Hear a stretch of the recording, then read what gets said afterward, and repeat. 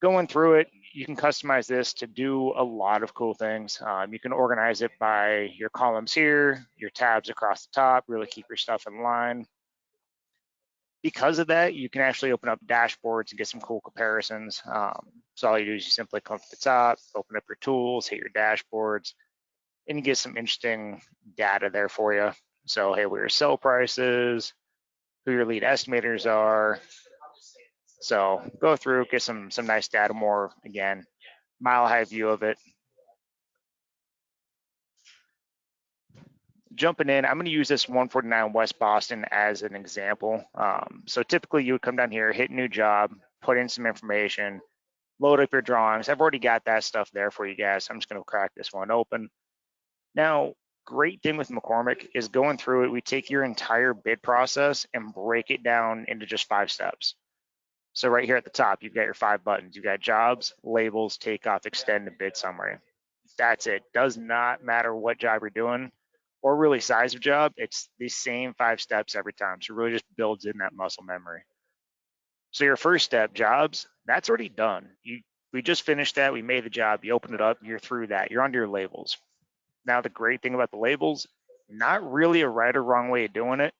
Kind of a rule of thumb, I like to start with big and work small. So I got my bid packages, areas, systems. If you're doing a hospital, you could do the same kind of concept, but you might do like east wing, west wing, floors, suites, systems, or something like that if you want to.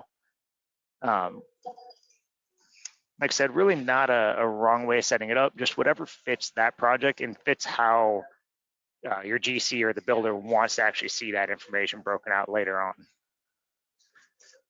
That's your entire step 2. So we know with that, you close it and you hit that step 3 or takeoff.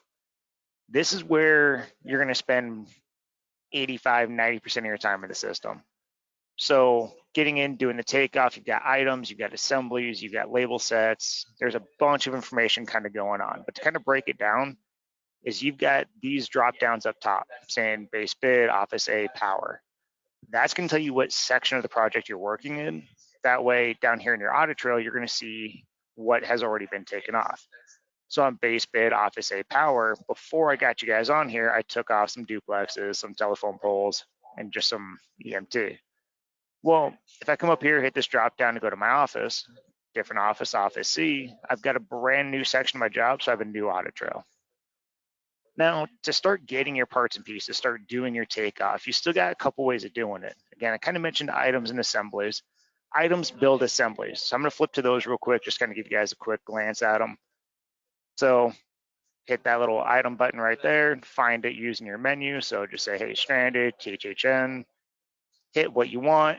And if you hit review, it's going to give you your information. It's going to give you unique labor rates, your book price, price 1, 2, and 3, our labor rate in here, so it's a little more competitive. But you've also got your DCI codes and cost codes. So that's all pre-built here for you guys. Now, items build those assemblies. So flipping over to those, because this is really the best way to do takeoff.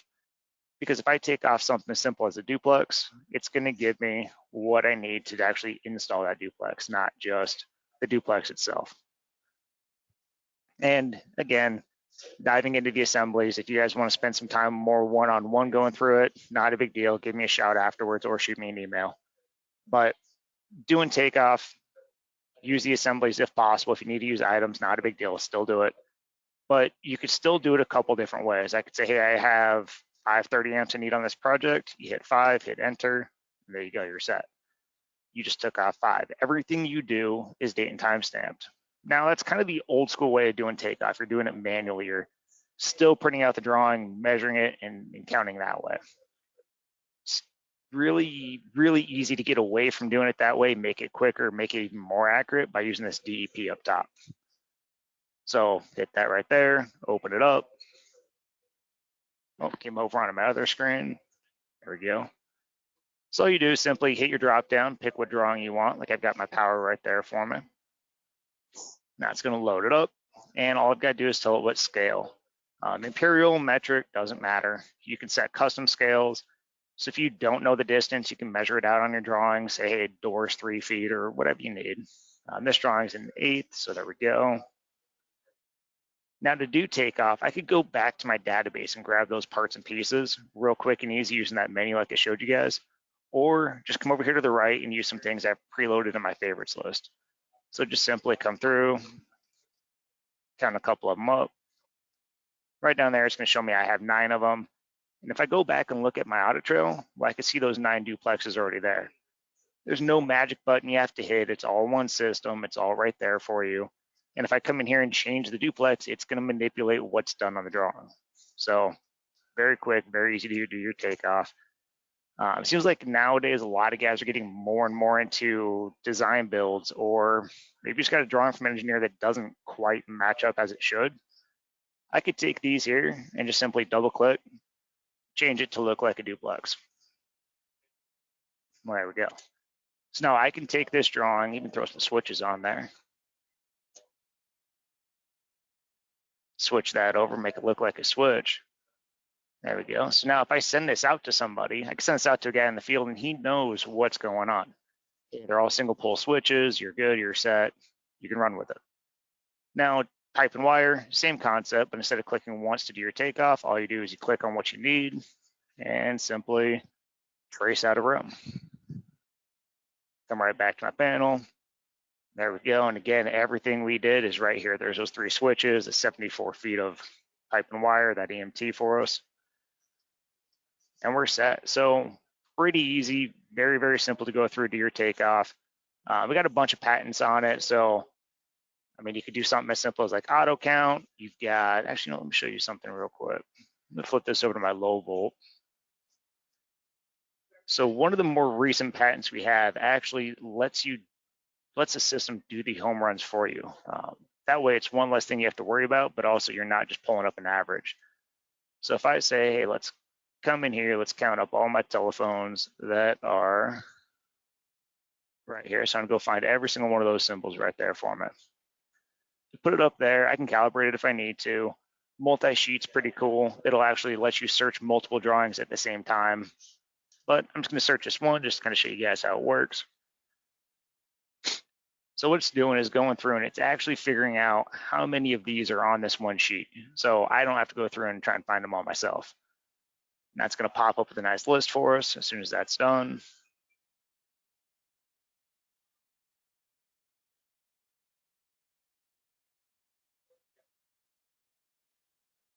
Perfect, there we go. So I hit that up top. So I found 69 matches, but we scroll down through it. These are all the ones that it found. Eventually we'll find some that don't quite match up, and that's okay. So what we're gonna do is get to the bottom. There we go, simply right click and check everything above it. Grab that last one. All right, so none of those ones below it look good. So I'm gonna hit accept. And there we go. So now it just went through and it found 51 matches within a couple seconds.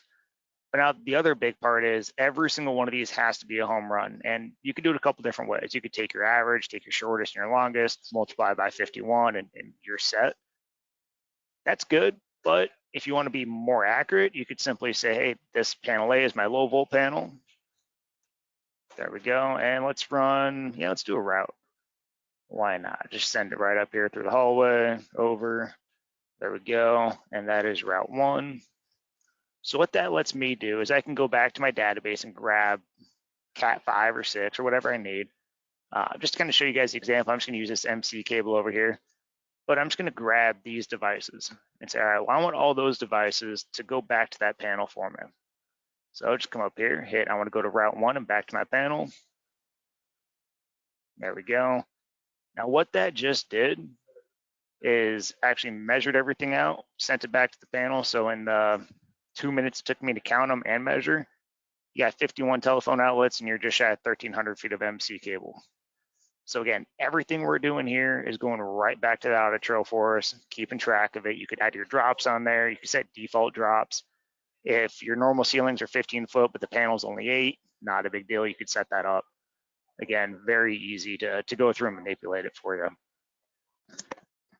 Tons of stuff you could do in the Design Estimating Pro. Like fortunately, again, like I said, I'm kind of short on time, so I'm not gonna dive too deep into it. So I'm gonna close this out, bump on to the next one. Like I said, definitely hit me with questions if you guys have them. But that's really what you do for takeoff. You count things, you measure things, and you're basically done. So your extension, that's our step 4. So what we end up doing in here is we get a nice final look at all of our material. So what it's going to do is give me a full list of everything that was taken off on this project. So an example right there, 1/2 inch EMT, looking about 7,000 feet, you're about $33 per foot, so it's going to cost you about $2,300 to go pick it up. 2 hours per 100 foot to do your install, so you're about 140 hours to go install. All these numbers can still be customized, still be tweaked. Again, this is running our bid labor, so if you need to see Mika or anything, you just hit the drop down and go to what you need, change order pricing, change order labor, simple item material list to send out to your supplier, supplier reports, so you can actually get pricing side by side pulled in from them. So again, tons of things you could do here, but ideally it's your last look at what we're doing for that install, what kind of work's actually happening. Now, one of the big things is that's great to do the bid, but after the project's won, how can you use the system to help it a little bit easier on the project management side as well? That's really where those labels come into play. So when we came back here on that step 2 and we made those labels, kind of set up our organization, I can now come in here and separate these out and go back to my material. And what it did is it broke those out depending on how I did my takeoff. So I can collapse them down and tell you that out of your 882 hours, you're going to spend 546 on office A power alone. I'm going to get all that information broken out for you so you can keep track of it. Same thing with cost codes. Collapse those down. I can tell you out of that 546, you're going to spend, what, 77 of it just doing trim. So as much detail as you need. If you need more, not a big deal on this one. You can completely customize that. So yeah, build custom reports, get whatever data in here you need. I'm going to bump on to that bid summary real quick. Hit that, send a summary up top, hit OK on my message, and close that down. All right, so step 5, that bid summary. So what's going on here is we're going to start finalizing the project. So at the bottom, you've got your base bid. If I did change orders, got some old data in here, they're going to pop up for you, showing you that material cost, but also that labor. Now, material cost is thrown right here. It's your cost. Nothing's marked up yet. So overhead and profit are empty. Labor, that's still 0. I know my hours, but we haven't assigned anybody to the job yet. So that's just straight hours right now. To fill those out, we just go through our tabs down here at the bottom. So you just simply hit labor, come over here, pick who you need, and bump them over. So I'm gonna change that burden real quick. There we go. So again, very simple. You're just assigning guys out. If you have different labor groups or prevailing wages, anything like that, you could build them up right here. So say a perfect world, everybody's turning a wrench at the same time. Everybody's getting 220 hours, and it looks like that labor is going to cost you about 35,000. Now, quotes is that next tab. Same concept. You're just going to come through and simply assign out what you need. Maybe your fixture package is 15,000. Plug in whatever other dollars you need. Hit add to drop in new lines. Subs, same concept. Maybe you got a guy that's going to come core drill for you. Maybe it's 50 bucks for every hole, and you got 12 of them out there. Well, there's an easy 600 bucks just to get that allocated out for you. DJE, direct job expense, so permits and fees, maybe you're 1750 there. Did a little bit of a design build on that one, so throw another 550 here. Equipment rental, same concept. Bond, if you ever need a bonded job, let us know. You can do amount or percent, it just really depends on what you need to see. Taxes, same concept, come through and make sure those are set up on your template job. That way, come in here and they're already set for you. When we're done with that, you go back to your top sheet, and we can see we have dollars in all these that we did. Again, we didn't do equipment, but you guys saw how everything else worked. Overhead and profit, we'll do those in a second, but the big thing is I want to know what the job's going to cost me, which is right here, before I figure out what I can make on it. So it's going to cost me just shy of 77,000. So if I want to make some money on it, I'll do my 10% overhead, and let's throw 15 for profit. Putting them in here just fills in this column as well as that one. I can come through and say, hey, I'm pulling 25 here and 8 there. Still hone them in, make sure everything dials up with what you guys need in the office. But nice, easy way to start. So now you can see your sell price is actually 96,000, and see where your return is. You're about 20%, right about 19 grand coming back to you. Still play with the numbers. You got an adjusted sell down here, so negotiations happen. They say, hey, you need to knock this job out in 1 month. 40 hours a week, it's 5 guys. All right, well, maybe you don't have 5 guys to throw out there, so you're going to drop it down to 90,000. Still going to make 14, almost 15%. And instead of being 1 month, you actually need a month and a half or a month and a week. So some fun calculators, some fun things you could do kind of bouncing through that. Again, apologize flying through it. Just want to try and cover some of the big parts, some of the big information within that short time frame. Couple things that are specific to McCormick Pro. So version 16, which is still being rewritten, it's actually in testing right now, is a rewrite of extension as well as the bid summary. So this section here, that way it'll actually allow you to, like if you go to your equipment, you can actually float your equipment across different summaries. So it's easier to assign stuff out, make sure everything is dialed in, make sure you're not doubling up on anything or anything like that. Also, up here at the top, you've got your change order feature. So built into the system, it'll actually pop up, give you some nice reports, but tell you what's going on out on the job site. So, hey, is it submitted, approved, or pending? And you can set an alarm so they pop up on your screen for you. Very easy, very slick. The reports are great. You can customize these as well.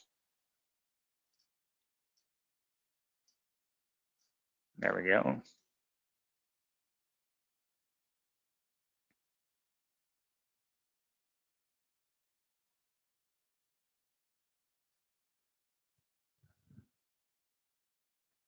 So it pops up with a nice little PDF you can send out to somebody breaking out what's going on price-wise, how everything's been handled, letting them sign it, let them get it back to you and get that approved. And then once it is approved, you just come right back in here, flip that over to approved versus pending, and you're set.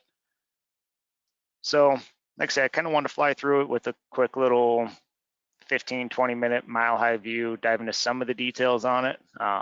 Gonna kind of turn it over to you guys, throw some questions at me. Let's see if you want me to dive in deeper on a certain section or if I can just answer the question for you, but turn it over to you guys for a little bit.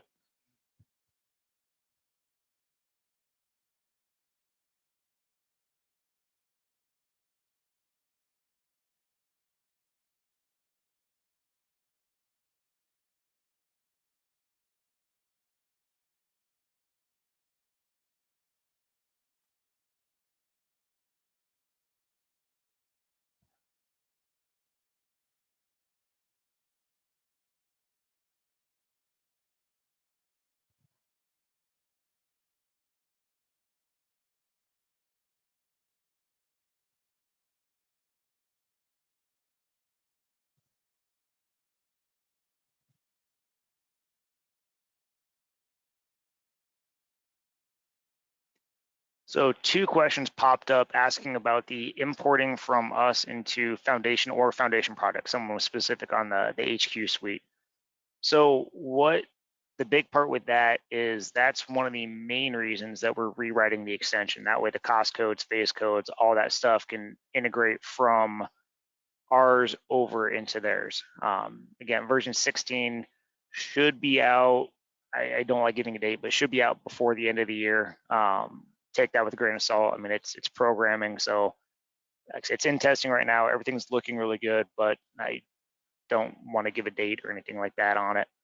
But that is what you'll be waiting for on that push from us into Foundation. Right now, it's got an integration. It's going to push more so just your job information across.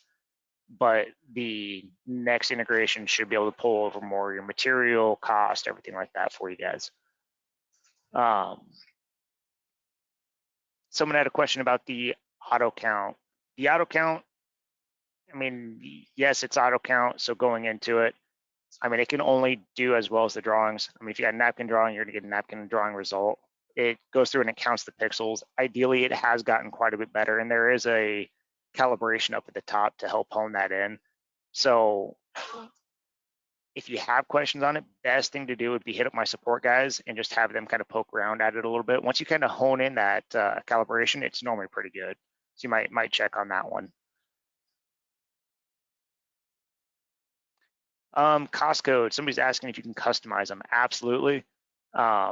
Hit up my support guys. They know the limitations of those a lot more, and also they'll walk you through how to do them. They've got some cool shortcuts that make it very easy to do. So definitely call the support guys. They can drop in and change existing ones or add new ones for you guys.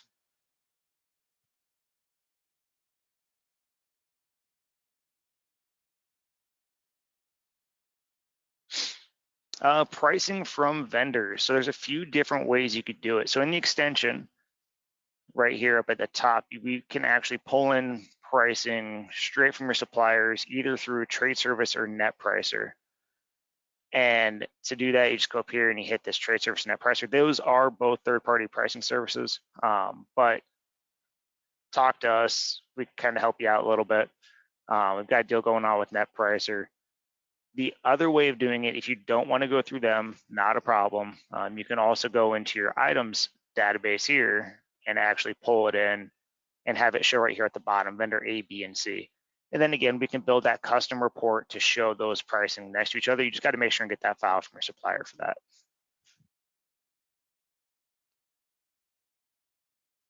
that. The question about building a custom report. I'm going to kind of turn you over to support on that one, just because it's a lot easier for them. They can actually log onto your screen and see exactly what you're looking for. So I would definitely give them a shout for that one.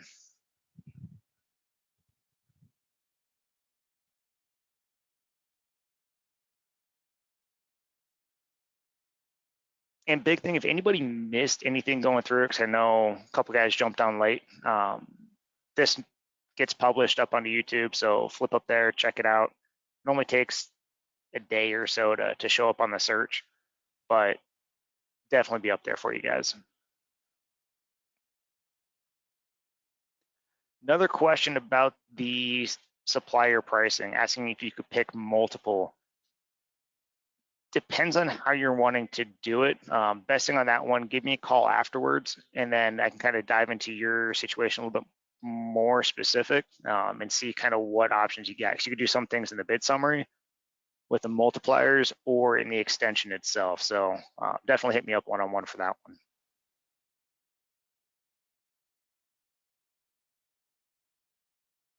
You guys hit me with some good questions. Definitely appreciate it.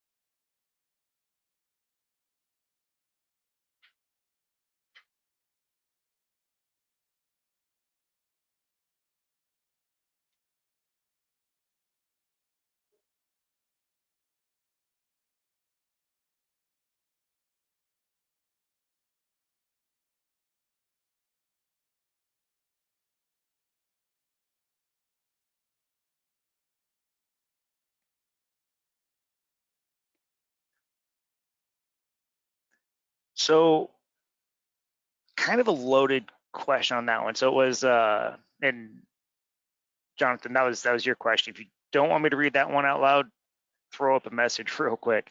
But it was for a company in which does not currently have the estimating program. Why would you support choosing McCormick? Biggest advantages or setbacks. So being one of the McCormicks, I'm a little biased on that one. But I mean, it's all one system. And like you saw, I mean, we do the takeoff and it drops right there. You're not working in a temporary database the whole time to have to close the program or go somewhere else to manipulate a permanent assembly. Those are all right there at your fingertips. You still have these temporary ones at your fingertips as well, just by hitting one of these tabs right here at the bottom, this PJ. Now I can build my custom assemblies for this one project. Also, our support, that's second to none. That was actually one of the comments one of the guys put up, that he was an old user and that our support's great. So, I mean, there's a lot of it. Big thing is give us a call one-on-one, go through a more in-depth demo, and really kind of figure out what the biggest advantages for your company is pertaining to you, because everybody's got a little bit different needs, even jumping into estimating software. But I'd like to gear that towards what you're looking for to to really show you how that thing works. So great question, but yeah, definitely call in, talk to me or one of the other guys here, and we can hone that into to the needs you have specifically.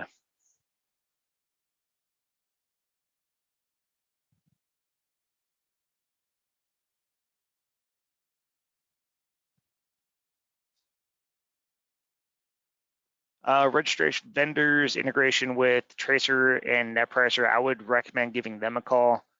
Talk through them, make sure they link up with your vendors. That's more so on their side. We just pull the pricing in that they supply, that this supplier gives Tracer and NetPricer. So I would definitely hit them up on that side of it.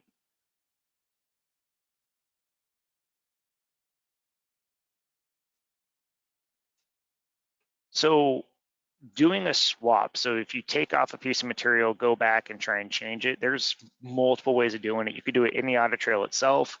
You can also do it on the drawings themselves. You're not going to do it within the extension. That's already past the takeoff section, but doing takeoff on DEP, you can actually right click and tell it, hey, I want to swap all of this part for another part. Very easy to do. Support can help you guys out with that as well. So it's just a simple right click.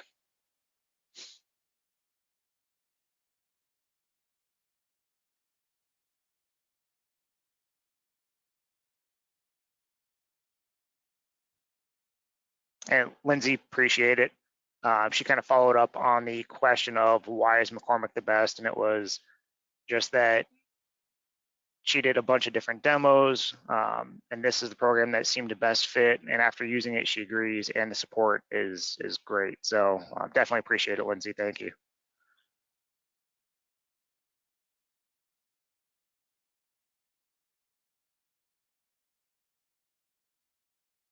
Regarding the date for the change orders, touch base on that one because there's a few places that you can go through and put notes and everything like that. So I'm not quite sure where you're sticking it, but there is a whole note section within the system that you can utilize for that aspect of it. The integration with Foundation, touched on it for just a slight second, but that is version 16. That's the big push for that one. Again, we're shooting before the end of the year, but I'm just going to stick with end of year, and when you guys get it before that, it's a little gift sort of thing.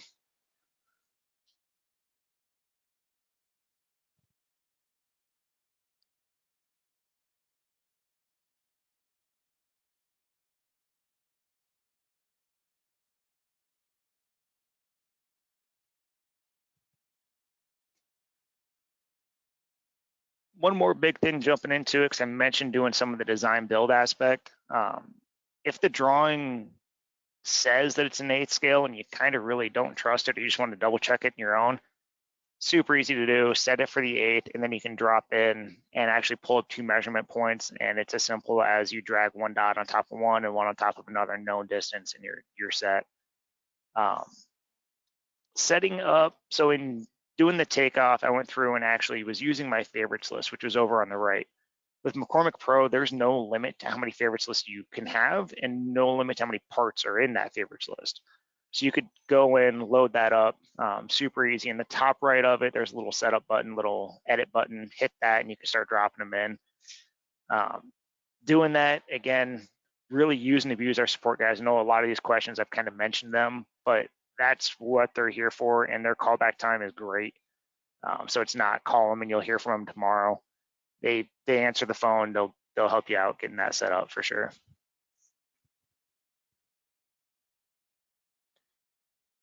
Question on a webinar or some sort of presentation to show the integration between Foundation as well as version 16. Once version 16 is out, we're probably going to do a academy, something similar to what we did a little while back with the Design Estimating Pro. That's going to go through the details, functions, features, things of version 16. I haven't seen a schedule for it, so I don't know when it's going to be, and I don't know if they're going to drop into the integration specifically. But once you start seeing emails about that, I would definitely keep an eye out for it.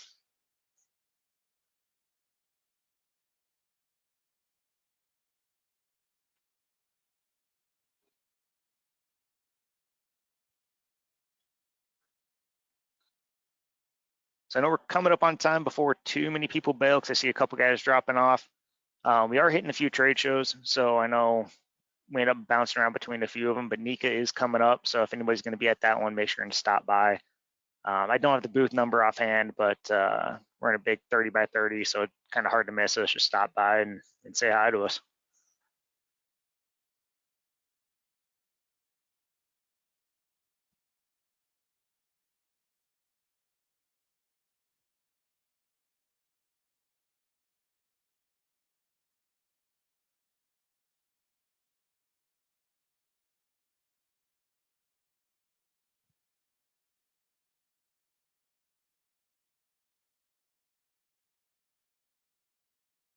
All right, well, I'm going to hang tight. Oh, got another one in there. Oh, not a problem, David. Hopefully you caught a couple things you didn't know, or if not, hit me up on some more questions and we'll go from there for you.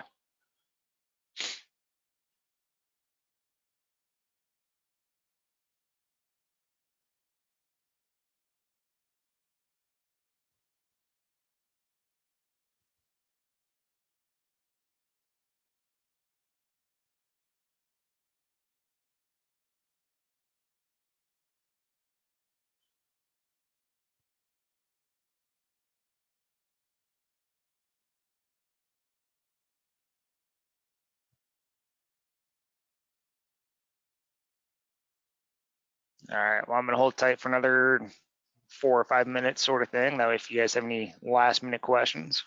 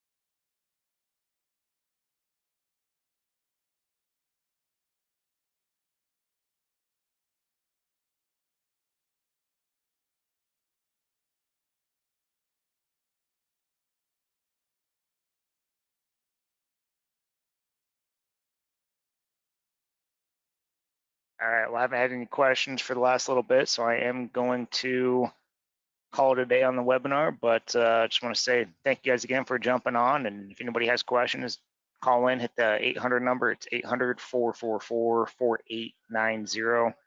Ask for Patrick, ask for support, either way, and we can get really whatever question you have answered or show you guys something in a little bit more detail. But like I said, appreciate you guys jumping on and giving me the 20, 30 minutes of your time to show you what this thing could do for you. Hope you guys have a good rest of your day, and I hope to talk to you guys soon.